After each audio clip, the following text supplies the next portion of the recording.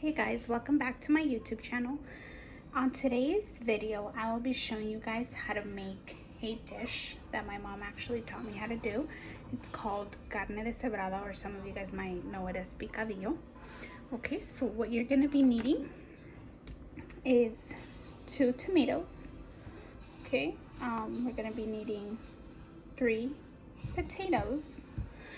You are also going to be needing some carne para deshebrar. Okay, so this has actually already been pre-cooked, and how I cook it is I put the meat in with the water about halfway up from the pot, put some onion and some salt. Okay, and I let that cook until I can easily shred it. Okay, this is actually the process that takes the longest because the meat is a bit hard. So it will take a bit of time. So I recommend that you do this maybe a couple hours before you're actually going to start dinner, because it does take a bit of time. Okay, I will also be needing an onion. Okay, I'll probably need a little bit more than this, but maybe another quarter of an onion. And then I'll be needing about 3 or 4, depending how big the cloves are, of garlic. Okay, so let's begin. Again, like I had already explained to you guys, I think the first thing that you guys need to do is cook the meat.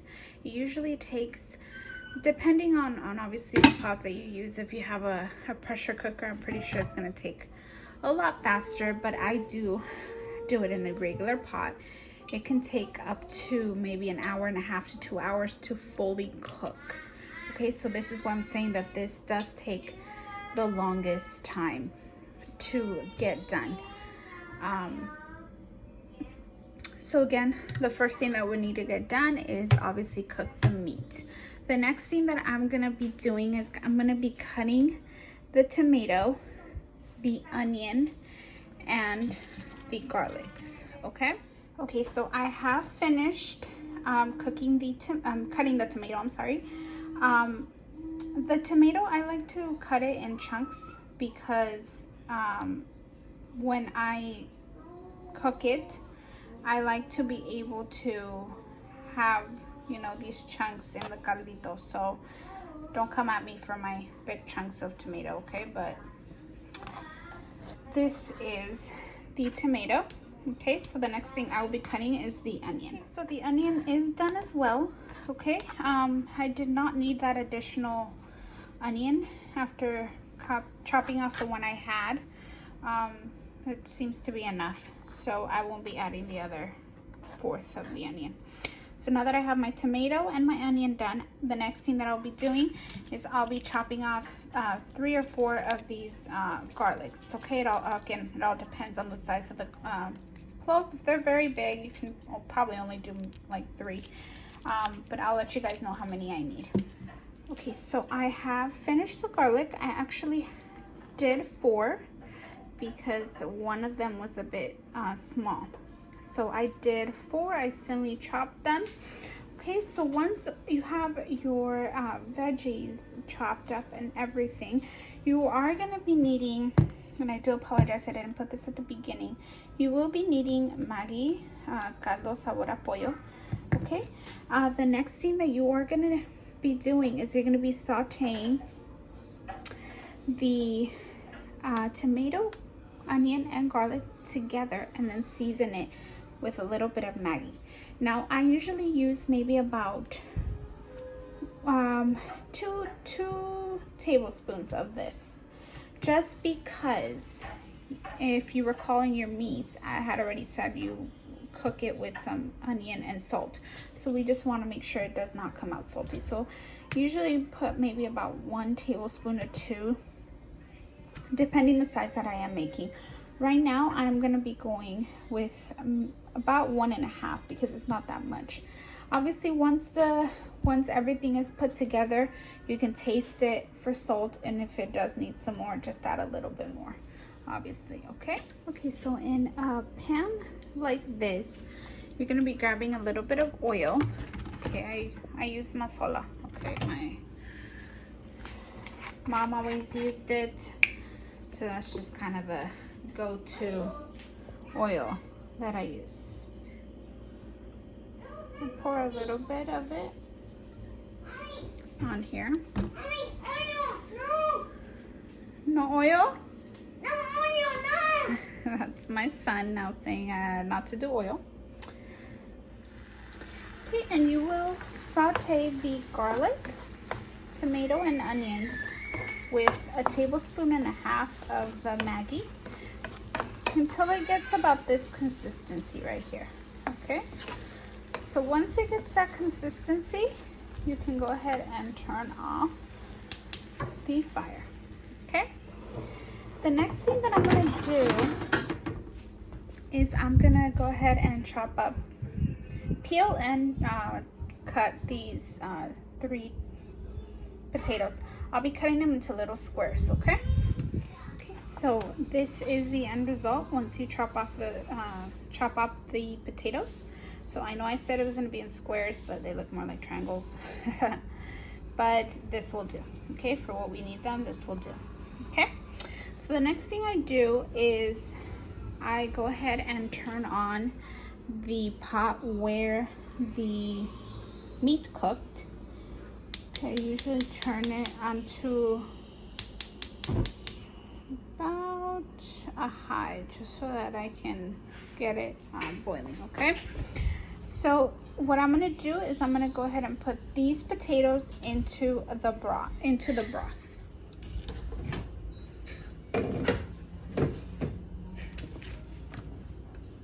Don't worry, I did wash my hands.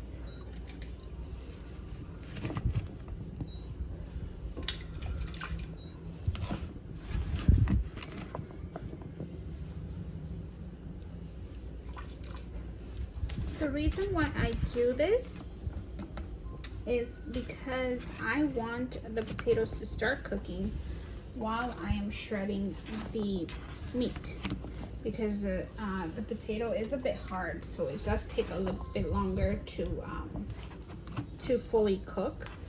So that's the reason why I like putting them in while I shred the meat. Okay, so there you go. All of the potatoes are in.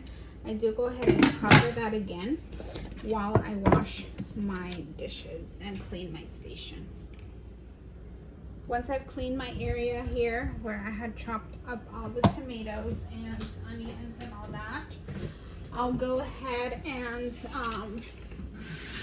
take out one of the meats so that I can show you guys how I shred it. Okay, so let me go ahead and grab some.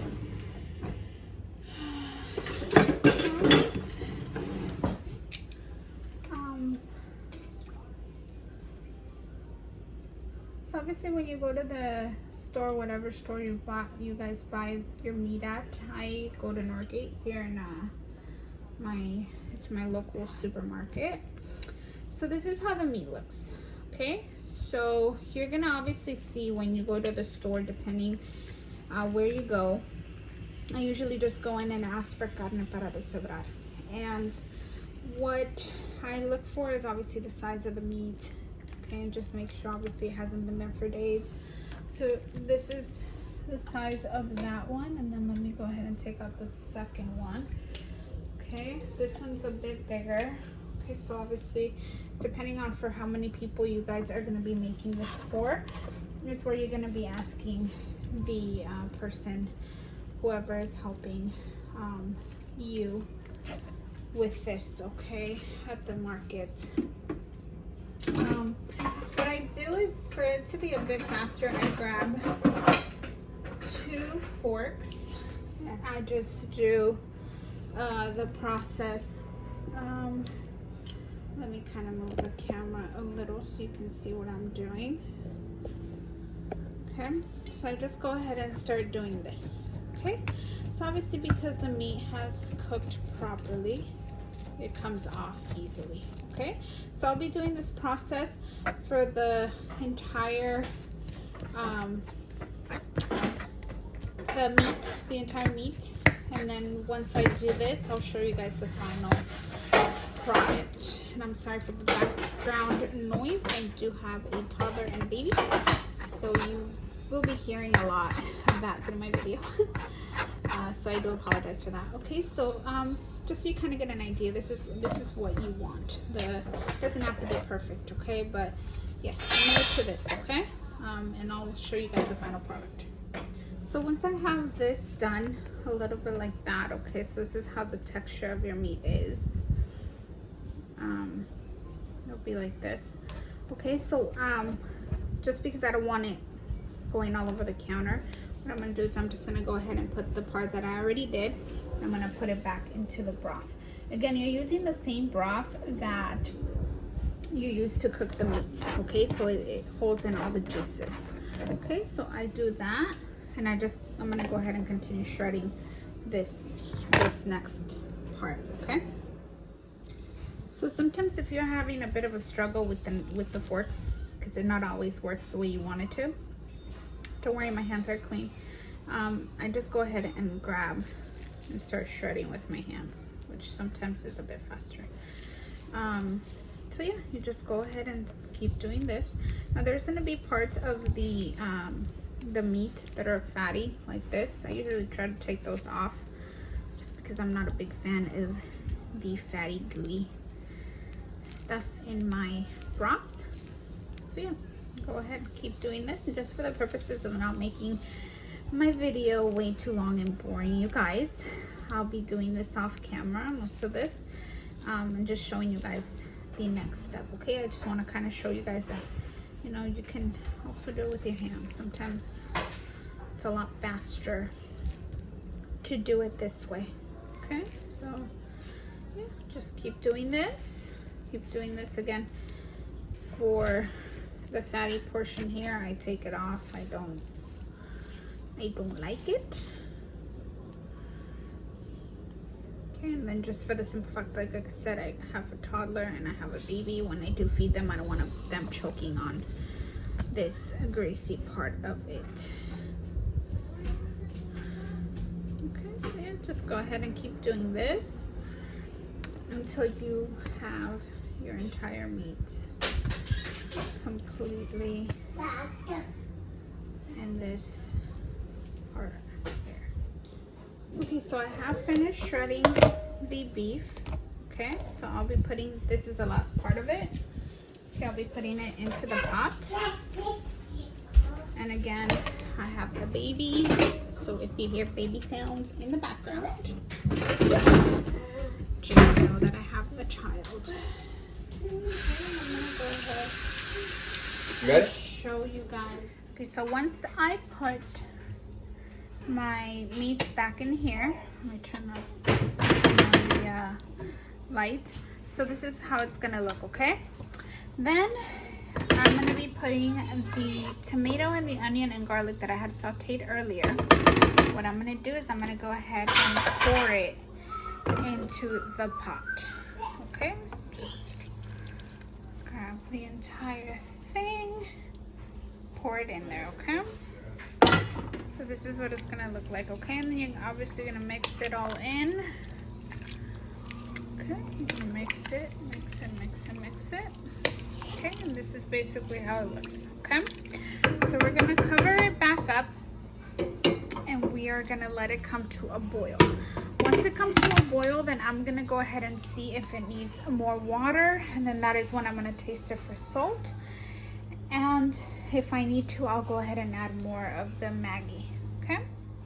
This part is actually optional. You don't have to do it, but you know, in my household, we like spicy food. So what I also add toward the end, again, this is after it boils, after I do the salt check, I'll go ahead and add this can of chipotle peppers. Obviously, I'm gonna go ahead and set some apart for my little ones so that they can eat some and not have to be dos enchilados.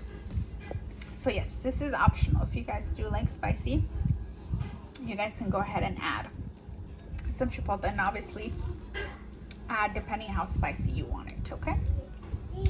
So we're gonna go ahead and wait for this to come to a boil. We'll be right back. So this is what it looks like when it has already started boiling. Okay, so I think there is a lot of meat and stuff in here. So what I'm gonna do is I'm gonna go ahead and I already tasted it for salt. I added a little bit more. I don't want to make it, I don't want to add too much because then I don't want it to be too salty. Okay, so what I'm gonna do is I'm gonna go ahead and grab a cup. Let's see. I added about 2 cups or 2 mugs of water to it. Again, I'm just gonna let it boil again. Once it has boiled, I'll taste it again just because I did add water, so I want to make sure that the salt is okay. Okay, so we did the salt taste and I think it tastes pretty good. Let me just add a little bit. Just a little bit more. Okay, and then just mix it all together. I think it should be good. Okay, so what I'm gonna do now is I'm gonna go ahead. It's already boiled, so it should be good to go.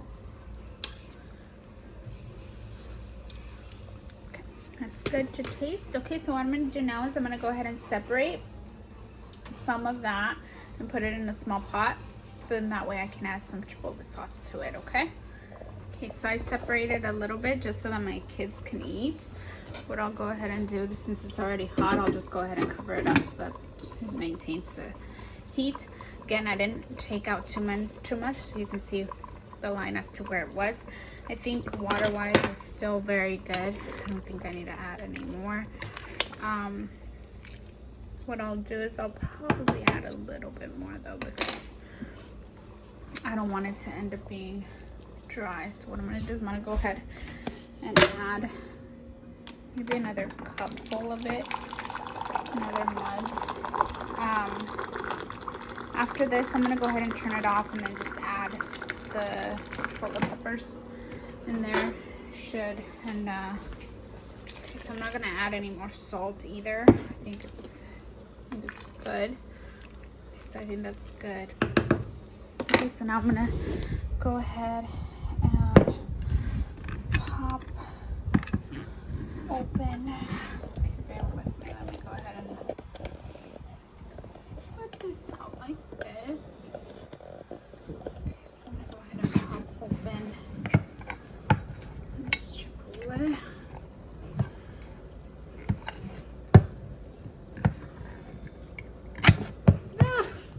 Still, it happens. Okay, so then I'm gonna go ahead and add. I usually add the entire peppers. I just go ahead and do that. Okay. And I just go ahead and mix it all together. Okay.